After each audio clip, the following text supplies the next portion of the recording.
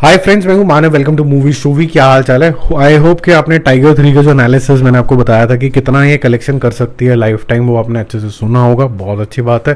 अब डंकी के बारे में भी बात कर लेते हैं। डंकी देखो, जो सलार के साथ इसके डिशुम डिशुम हो रहा है, उससे पहली चीज़ तो कॉम्प्रोमाइज़ होगा। जिसको भी जितने स्क्रीन्स मिल रहे हैं, कॉम्प्रोमाइज़ होगा कौन कितनी बार इस मूवी को देख पाता है। कॉम्प्रोमाइज़ होगा कौन कितनी बड़ी बड़ी फैमिलीज 2 बार लेके जा पाता है कि नहीं जा पाता है। तो कुछ तो कॉम्प्रोमाइजेस होंगे। देखो, अब इसको कैलकुलेट करने के लिए, क्योंकि मैथमेटिक्स भी हो गई इसके आगे, 22 तारीख को ये मूवी रिलीज हो रही है, ठीक है जी। 22 से अगर 31 के दिन में माने जाएं तो ये लगभग लगभग कितने दिन हो गए?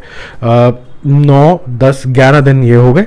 और 11 प्लस आपके पास जो कालकी है वो आ रही है 12 तारीख को। अगर कालकी जैसे बोला जा रहा है उसी दिन आ रही है तो ठीक है, उसके ऊपर भी मेरा क्वेश्चन मार्क है, मैं उसके ऊपर आता हूँ। 12 दिन ये हो गए और 10-11 दिन वहाँ हो गए, तो आपके पास गुड मतलब 3 हफ्ते के आसपास का आपके पास टाइम है, ठीक ठाक सा। 3 हफ्ते का मतलब है कि वही जैसे टाइगर 3 के लिए हम बोल रहे थे कि 500 करोड़ रुपए का आपके पास पोटेंशियल है।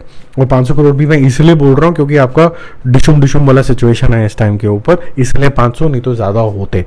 तो मेरे ख्याल से अगर काल की रिलीज अपने टाइम पे हो रही है 12 जनवरी को, तो ये 500 करोड़ रुपए करेगी इंडिया के अंदर। सलार भी लगभग लगभग इतना ही करेगी। सलार और डंकी मेरे ख्याल से एज टू एज कहीं ना कहीं जाएंगी। कौन आगे निकल जाएगा वो तो बेटर कंटेंट वाला जाएगा इंटरनेशनली, क्योंकि शाहरुख खान की फैन फॉलोइंग बहुत ज़्यादा है। तो मुझे ऐसा लगता है कि शायद शाहरुख खान के पास एक एज होगा ओवरऑल कलेक्शन करने के लिए, तो वो 300 करोड़ से 350 करोड़ रुपए बाहर से भी लेके आ जाएगा आराम से। तो ये 1000 टच कर सकती है, टच एंड गो वाला होगा इसका डंकी वाला। सलार के लिए थोड़ा डिफिकल्ट होगा क्योंकि सलार इज नॉट रियलाइजिंग कि जो साउथ की मूवीज है उसमें बहुत मेजर कंट्रीब्यूशन हिंदी का भी आता है।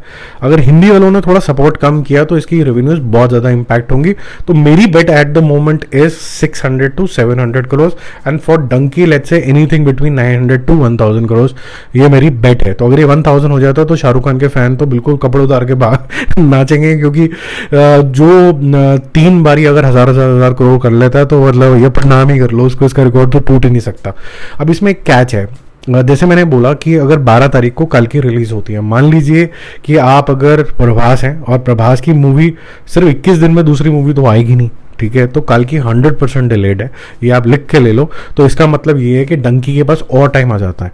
इसका मतलब है कि सलार अगर चलती है तो सलार के पास भी और टाइम आ जाता है। तो इन दोनों के पास पोटेंशियल होगा और बड़े नंबर करने का। तो ये 1200 कर सकती है, मेरे ख्याल से 1000 करोड़ सलार भी फिर उस केस में कर जाएगी, क्योंकि सीधा फिर जो बड़ी कोई मूवी रिलीज हो रही है वो 25 जनवरी को रिलीज हो रही है, विच इज द फाइटर। तो काफी बड़ा लंबा समय, महीने का समय मिल जाता है। महीने के समय के अंदर तो आराम से 1200 करोड़ हो ही जाते हैं। वो हमने अभी जवान की कलेक्शन के अंदर भी देख ही लिया, 28वें दिन के अंदर 1100 करोड़ हो गए।